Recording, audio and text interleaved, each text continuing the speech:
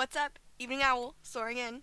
Happy Native American Heritage Month! This video is going to touch on subjects of children being taken away from their families and tribe while speaking on similar patterns in U.S. history. Today I am delving into ICWA, what it is, why it's important, and why so many people were worried when it had the chance to be overturned. Disclaimer: I do not speak for all Native people. My bias is heavy, as is my bitterness. ICWA is the acronym for the Indian Child Welfare Act. It's a law that protects Native children from being wrongfully kidnapped by the federal government. You might be thinking, the government wouldn't do that. Oh yes, they would. Old trends aside, from February 2022 up until June of 2023, there was a great fear they would be able to do it again.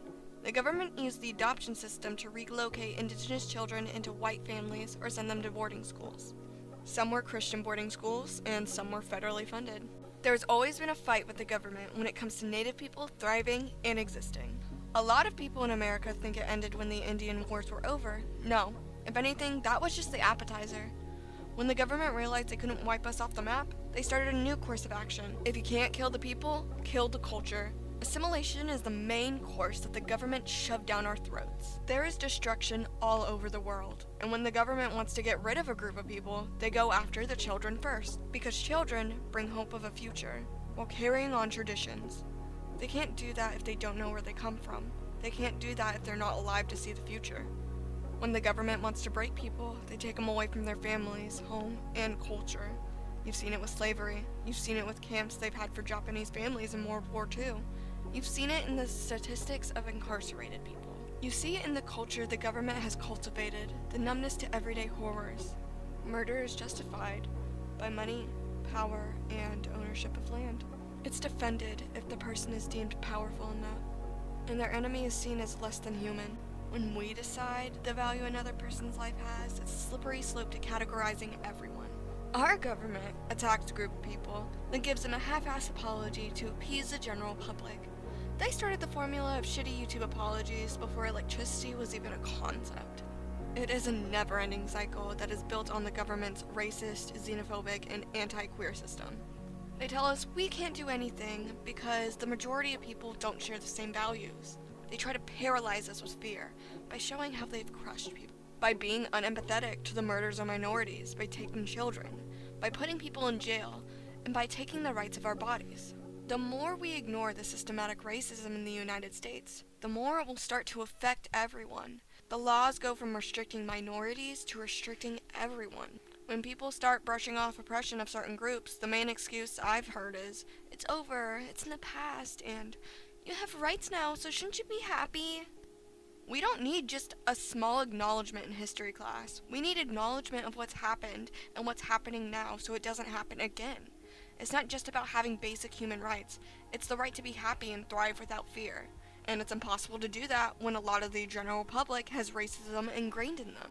Implicit bias isn't something everyone looks up or even thinks about. They are busy surviving. When most of the time is spent working, sleeping, cleaning, and eating, it can be hard to find time to look within ourselves. There is privilege that comes with having the time to do that.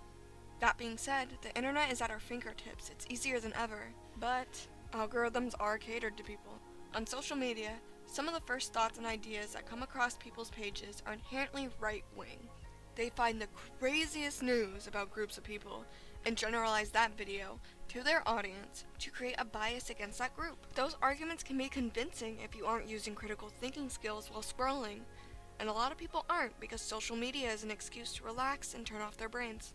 This is why it is so important to think about the videos that cross your page, because people can be scrolling and internalizing these ideals without knowing it, especially if they grew up around that rhetoric. This isn't to defend those who share that toxic rhetoric. It's to explain how it happens and why it's so common. So if you find yourself sharing ideals that harm other groups of people, please look within yourself and analyze why you feel that way.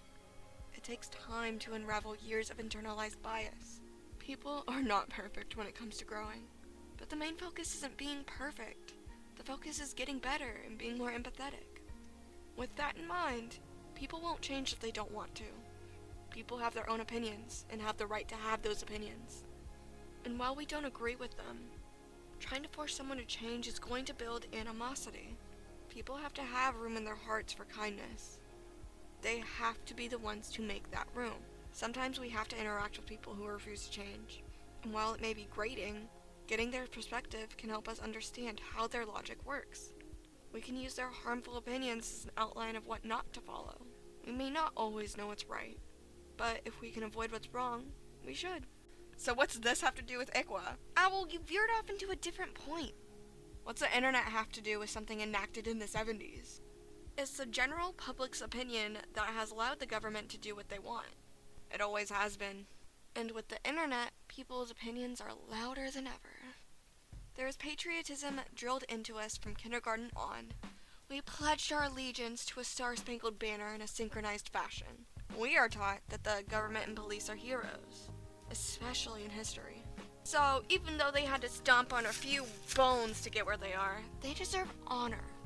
This allowed the government to force assimilation onto people of color, not just Native people.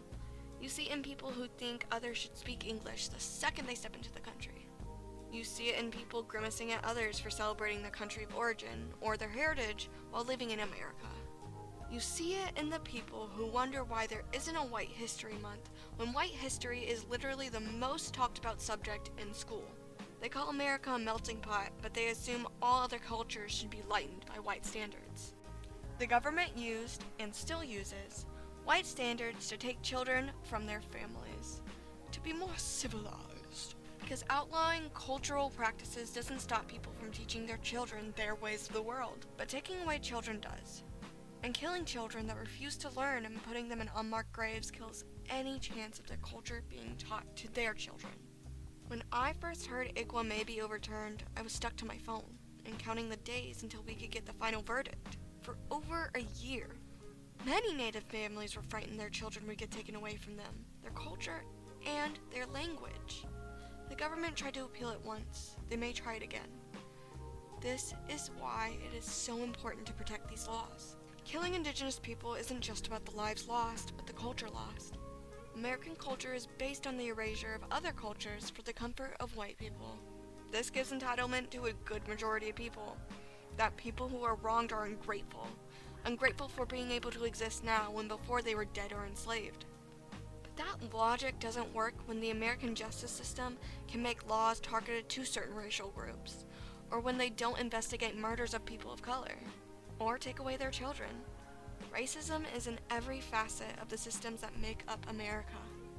Learning that is the best way to help change things for the better. Keeping laws to prevent injustice for people of color is the only way to make sure that beautiful cultures aren't erased. Thanks for watching to the end of the video. Again, the script will be linked down below in a Google Doc. Thanks for stopping by. You feathers help me fly.